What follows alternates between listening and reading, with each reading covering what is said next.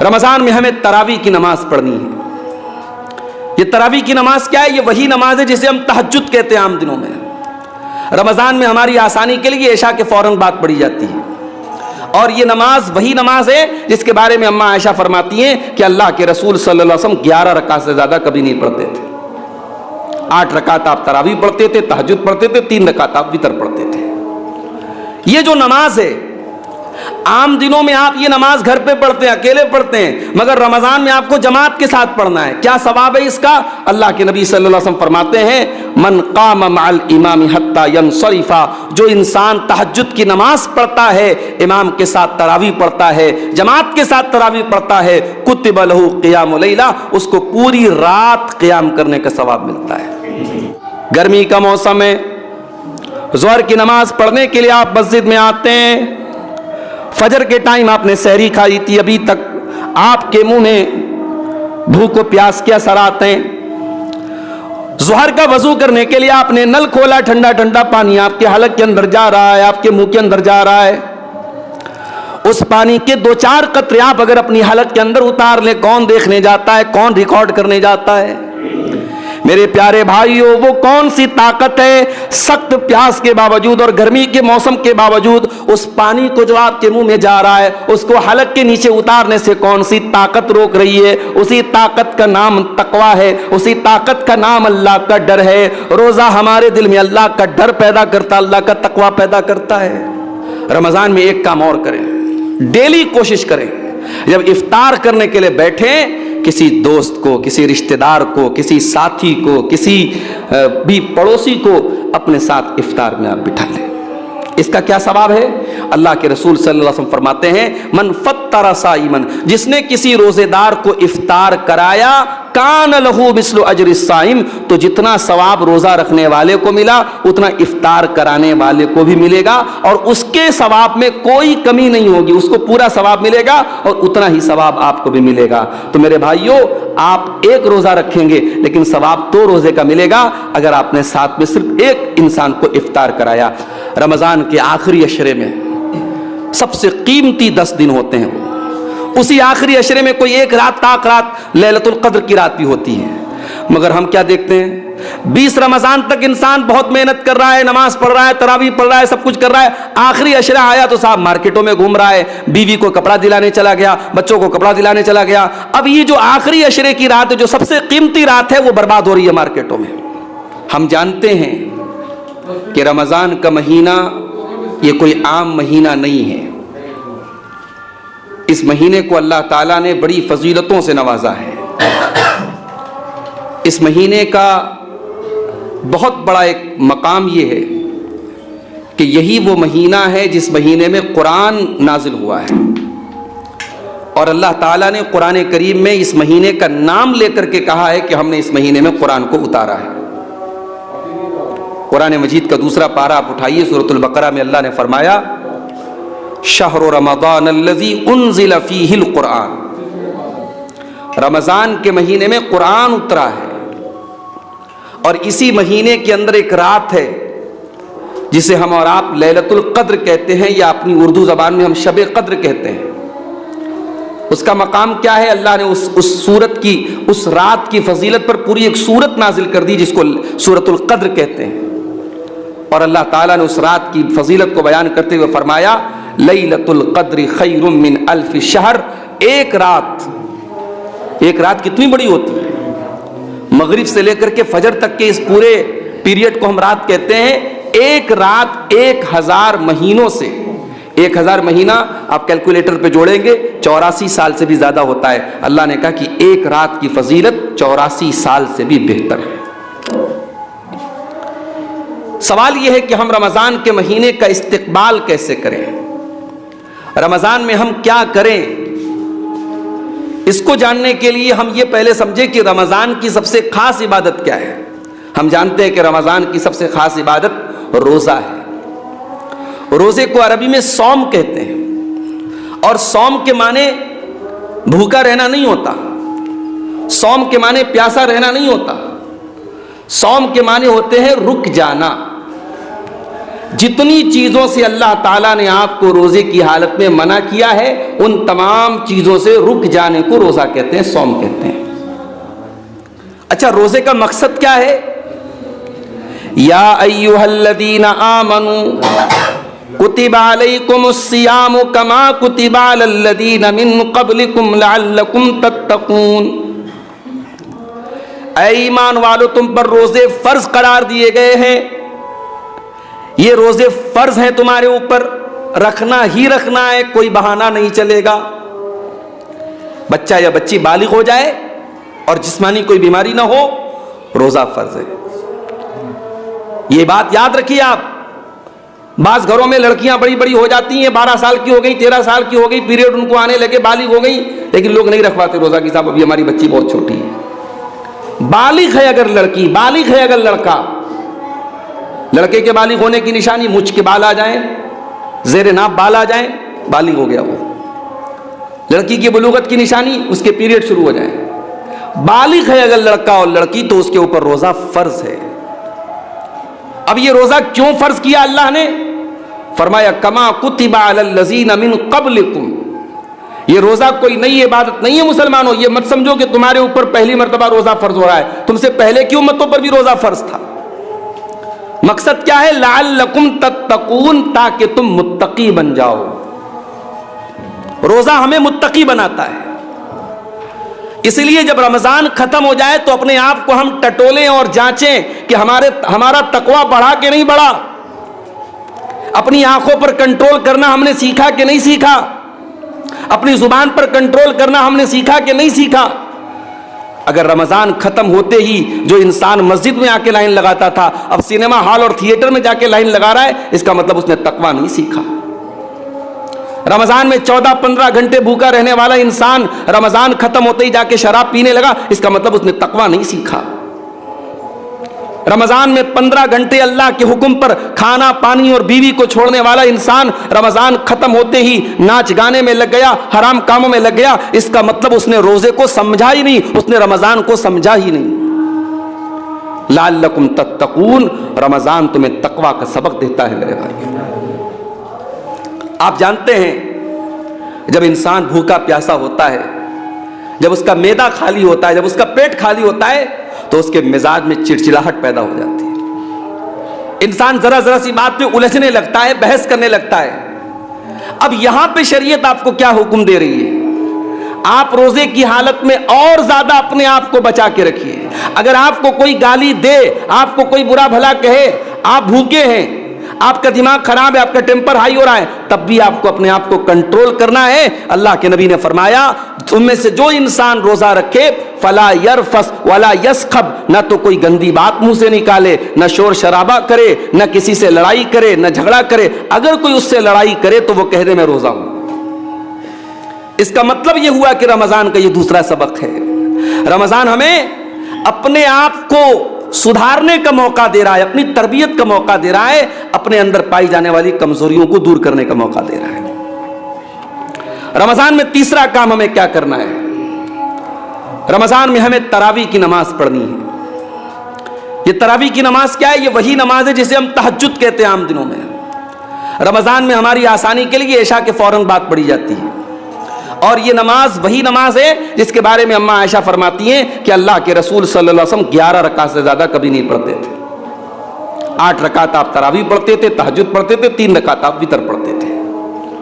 یہ جو نماز ہے عام دنوں میں آپ یہ نماز گھر پہ پڑھتے ہیں، اکیلے پڑھتے ہیں، مگر رمضان میں آپ کو جماعت کے ساتھ پڑھنا ہے۔ کیا ثواب ہے اس کا؟ اللہ کے نبی صلی اللہ علیہ وسلم فرماتے ہیں من قام مع الامام حتی ینصرف، جو انسان تہجد کی نماز پڑھتا ہے، امام کے ساتھ تراویح پڑھتا ہے، جماعت کے ساتھ تراویح پڑھتا ہے، کتب لہ قیام لیلہ، اس کو پوری رات قیام کرنے کا ثواب ملتا ہے۔ بھائی آپ نے امام کے ساتھ تراویح 1 گھنٹہ پڑھی، آپ نے آدھا گھنٹہ پڑھی، آپ نے 1.5 گھنٹہ پڑھی، لیکن ثواب کتنا مل رہا ہے؟ پوری رات کا ثواب مل رہا ہے۔ تو تراویح کی نماز ہمیں پڑھنا ہے میرے بھائی۔ مگر معاف کیجئے گا، بہت ساری جگہوں پہ ہم یہ بھی دیکھتے ہیں، میں بنارس کا رہنے والا ہوں، ہمارے شہر میں بعض جگہوں پر جو بڑی بڑی مارکیٹ ہے، جیسے آپ کے یہاں یہ کھریا ایک مارکیٹ ہے، حاجی پور کی ایک مارکیٹ ہے، تو مارکیٹ کے ایریا میں کیا ہوتا ہے کہ لوگ 3 دن تراویح پڑھتے ہیں۔ اور وہاں راجدھانی کی سپیڈ سے ایک حافظ صاحب آتے ہیں، صاحب پہلے دن انہوں نے 21 پارہ پڑھا دیا، دوسرے دن انہوں نے 7 پارہ 8 پارہ پڑھا دیا، اور تیسرے دن 1 پارہ آخری پارہ پڑھا کے تراویح ختم کر دی۔ یہ تراویح نہیں ہے، یہ تراویح کا مذاق ہے میرے بھائی۔ تراویح میں آپ قرآن ختم کریں، اچھی بات ہے، قرآن نہ ختم کرے کوئی گناہ کی بات نہیں، لیکن اطمینان سے قرآن پڑھا جائے اور اطمینان سے تراویح کی نماز پڑھی جائے۔ مقصد یہ ہے کہ آپ وہ خشوع اور خضوع پیدا کریں جو تہجد کے اندر پیدا ہوتا ہے۔ تراویح کوئی فارمیلٹی نہیں ہے، کوئی بوجھ نہیں ہے کہ اتار دیا جائے۔ تو رمضان میں آپ سکون کے ساتھ تراویح کی نماز پڑھیں۔ رمضان کا ایک سبق ہمیں اور ملتا ہے میرے بھائیوں، اس دنیا میں لاکھوں کروڑوں ایسے لوگ ہیں جو بھوکے رہتے ہیں۔ ابھی آپ کو معلوم ہوگا کل کی جو تاریخ تھی 8 جو ہے پرسوں کی جو تاریخ تھی 8 مارچ کی تاریخ، 8 مارچ کی تاریخ کو پوری دنیا میں کیا منایا جاتا ہے؟ وومنس ڈے، مہیلا دیوس۔ دنیا والے مہیلاؤں کی آزادی کی بات کرتے ہیں، لیکن آپ غور کریں کہ فلسطین کے غازہ شہر میں ڈیلی ہزاروں عورتیں مر رہی ہیں۔ کتنی حاملہ عورتیں، پریگننٹ عورتیں، ان کے پاس اپنے بدن میں پہنچانے کے لیے پانی نہیں، کھانا نہیں۔ کتنی دودھ پلانے والی عورتیں ہیں، ان کے پاس اتنی طاقت نہیں اپنے بچے کو دودھ پلا سکے۔ 486 عورتوں کے لیے 1 لیٹرین ہے۔ اس قدر انسانیت کو ذلیل کرنے والے مناظر ہیں غازہ کے اندر، لیکن دنیا میں کسی کی آنکھوں، کسی کے کانوں پہ جو نہیں رینگ رہی میرے بھائی، کسی کو کوئی فرق نہیں پڑ رہا ہے۔ لاکھوں لوگ، کروڑوں لوگ دنیا میں بھوکے رہتے ہیں، اور یہاں ممبئی اور گجرات میں بڑے بڑے ادیوگ پتیوں کے یہاں شادی ہوتی ہے، اور ایک شادی میں شادی کے پہلے کی جو سیریمنی ہے اس میں 9 ارب روپے خرچ کیے جا رہے ہیں۔ ناچنے گانے والی کو بلا کر کے 74 کروڑ روپے دے کر کے نچوایا جا رہا ہے۔ بڑے بڑے سیلیبریٹی کو پرائیویٹ جہاز سے بلا کر کے ان کو شادی میں جو ہے پیسہ دے کے بلایا جا رہا ہے۔ جس دیش میں 85 کروڑ لوگوں کو فری میں راشن دیتی ہے گورنمنٹ، وہاں یہ حال ہے میرے بھائیوں۔ روزہ ہمیں یہ سبق بھی دیتا ہے، روزہ ہمیں یہ سبق بھی دیتا ہے کہ بھوک کیا ہوتی ہے، بھوک کیا ہوتی ہے۔ ایک انسان، ہم تو بھائی اپنی چوائس سے بھوکے رہتے ہیں، ہم تو اللہ کے حکم سے بھوکے رہتے ہیں، ہمارے گھر میں کھانا ہے، پانی ہے، پھر بھی ہم بھوکے رہتے ہیں۔ لیکن روزہ ہمیں یہ سبق دیتا ہے، دنیا کے کروڑوں انسان ایسے ہیں ان کے پاس تو کچھ ہے ہی نہیں کہ وہ کھا سکے، ان کے پاس نہ روٹی ہے، نہ چاول ہے، نہ اناج ہے۔ وہ بیچارے شام کو کھاتے ہیں تو صبح کی خبر نہیں، صبح کو کھاتے ہیں تو شام کی خبر نہیں۔ ان غریبوں اور بھوکوں کی بھوک کا احساس کراتا ہے روزہ۔ یہ روزے کا بہت بڑا سبق ہے میرے بھائیوں۔ جب روزہ شروع ہو، رمضان شروع ہو، تو اپنے ان غریب بھائیوں کے، ان بھوکے پیاسے بھائیوں کے بارے میں بھی ہم سوچا کریں۔ اور اسی لیے رمضان میں زیادہ سے زیادہ صدقہ اور خیرات کرنا چاہیے۔ اللہ کے پیارے نبی صلی اللہ علیہ وسلم رمضان میں سب سے زیادہ صدقہ اور خیرات کرتے تھے۔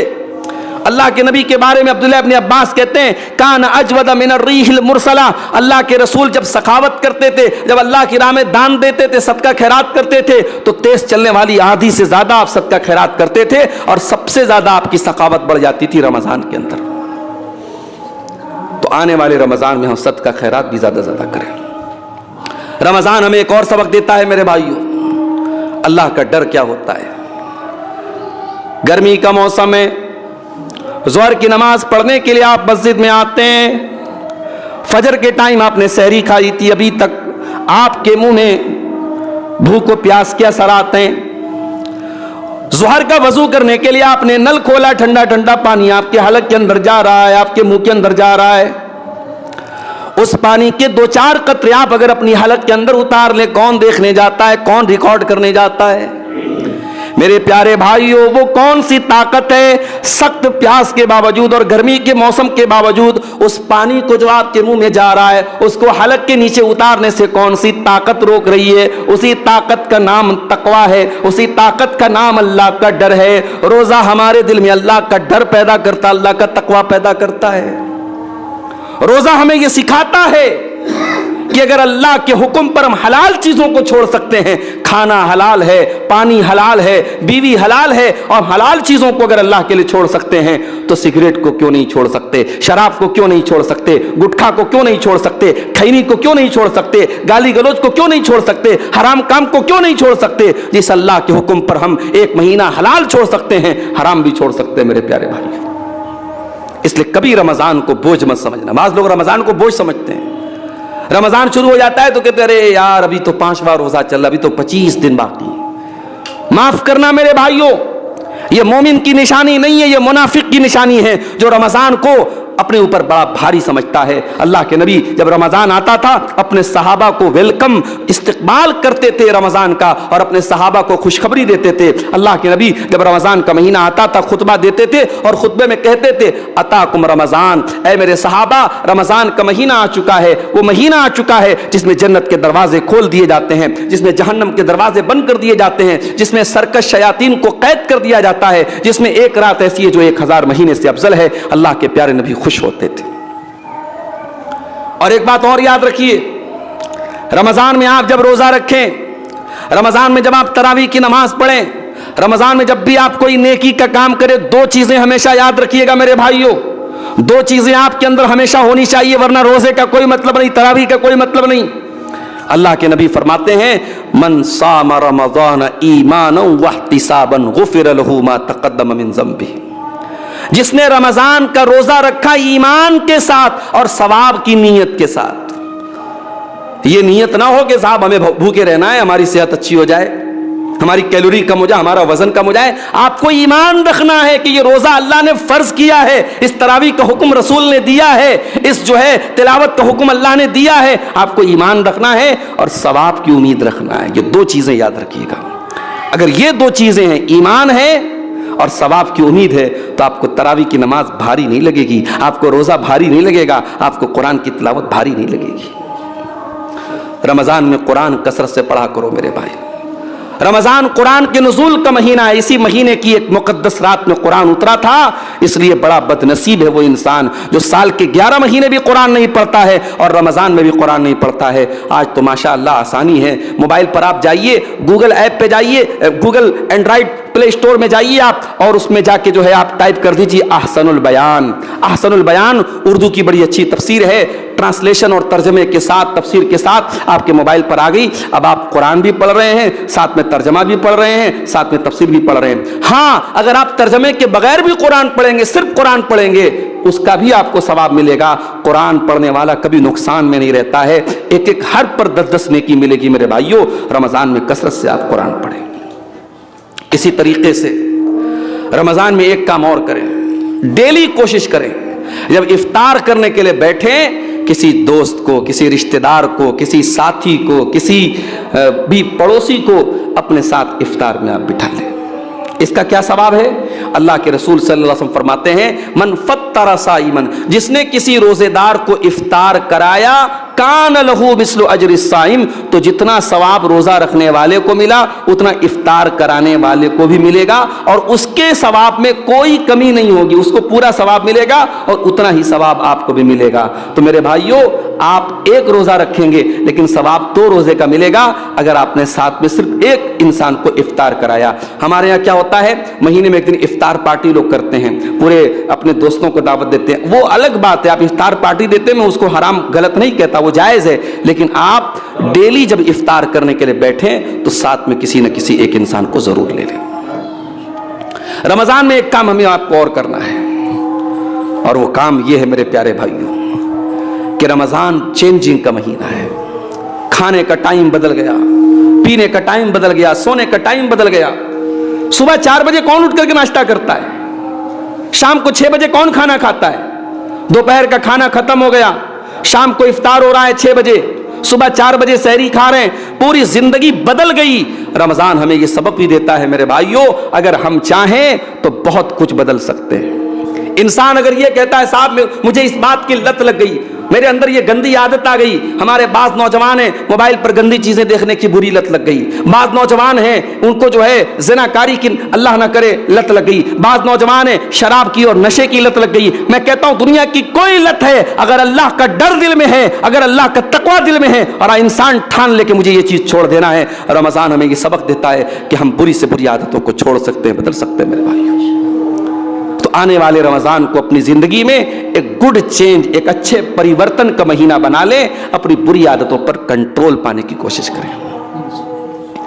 رمضان کے آخری عشرے میں سب سے قیمتی 10 دن ہوتے ہیں، وہ اسی آخری عشرے میں کوئی ایک رات تاک رات لیلۃ القدر کی رات بھی ہوتی ہے، مگر ہم کیا دیکھتے ہیں 20 رمضان تک انسان بہت محنت کر رہا ہے، نماز پڑھ رہا ہے، تراویح پڑھ رہا ہے، سب کچھ کر رہا ہے، آخری عشرہ آیا تو صاحب مارکیٹوں میں گھوم رہا ہے، بیوی کو کپڑا دلانے چلا گیا، بچوں کو کپڑا دلانے چلا گیا۔ اب یہ جو آخری عشرے کی رات ہے، جو سب سے قیمتی رات ہے، وہ برباد ہو رہی ہے مارکیٹوں میں۔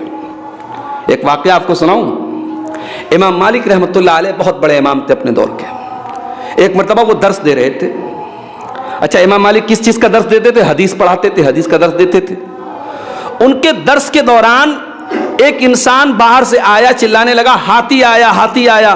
مدینہ میں ہاتھی نہیں ہوتا تھا۔ اب جتنے ان کے شاگرد تھے، اسٹوڈنٹ تھے، سب اٹھ کر کے چلے گئے کہ صاحب ہاتھی آیا، ہم نے کبھی ہاتھی نہیں دیکھا، چل کے ہاتھی دیکھ لیں۔ امام مالک کا ایک شاگرد تھا جس کا نام تھا یحییٰ بن یحییٰ لیثی، وہ بیچارہ بیٹھا تھا۔ امام مالک نے کہا بھائی تم کیوں نہیں گئے؟ سارے طلبہ چلے گئے ہاتھی دیکھنے، کیا تم پہلے ہاتھی دیکھ چکے ہو؟ تو اس نے بڑا پیارا جواب دیا یحییٰ بن یحییٰ لیثی نے۔ اس نے کہا امام صاحب انما قدمت المدینۃ لأرى مالکا لا لأرى فیلا، کہا کہ میں مدینہ اس لیے نہیں آیا ہوں کہ میں ہاتھی دیکھوں، میں مدینہ آیا ہوں امام مالک سے حدیث کا درس سیکھنے کے لیے، میں ہاتھی دیکھنے نہیں جاؤں گا، وہ 10 منٹ میرا برباد ہو جائے گا۔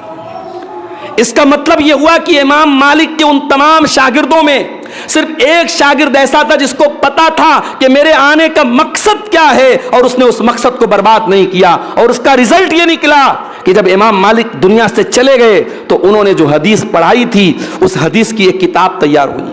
اس کتاب کا نام ہے موطا امام مالک، اور جا کر کے علماء سے پوچھ لو کہ موطا امام مالک تو بہت سارے لوگوں نے روایت کیا ہے، مگر امام مالک سے موطا امام مالک کا سب سے مستند اگر کوئی نسخہ ہے، سب سے اوتھینٹک اگر کوئی نسخہ ہے تو امام یحییٰ بن یحییٰ لیثی کا ہے، جس نے اپنی زندگی کو امام مالک سے حدیث سیکھنے کے لیے قربان کر دیا۔ میرے بھائیوں، رمضان کا مہینہ بھی سال کا بڑا قیمتی مہینہ ہے۔ موبائل کے ذریعے، فیس بک کے ذریعے، انسٹاگرام کے ذریعے، ناچ گانوں کے ذریعے بہت سارے ہاتھی آئیں گے اور آپ کو بھڑکانے کی کوشش کریں گے۔ ان ہاتھیوں سے ہوشیار رہنا، جس طریقے سے امام یحییٰ بن یحییٰ لیثی اپنے استاذ کے درس میں بیٹھے رہے اور نہیں گئے ہاتھی دیکھنے، ہمیں ان ہاتھیوں سے ہوشیار رہنا ہے، ہمیں موبائل سے ہوشیار رہنا ہے، ہمیں فیس بک سے ہوشیار رہنا ہے، ہمیں اپنے سال کے قیمتی دنوں کو برباد نہیں ہونے دینا ہے۔ بڑا قیمتی ٹائم ہوگا میرے بھائی، ایام معدودات، گنتی کے چند دن ہوں گے، 29 یا 30 دن کا روزہ ہوگا، ایک ایک دن کو بڑا سنبھال کے گزاریے گا۔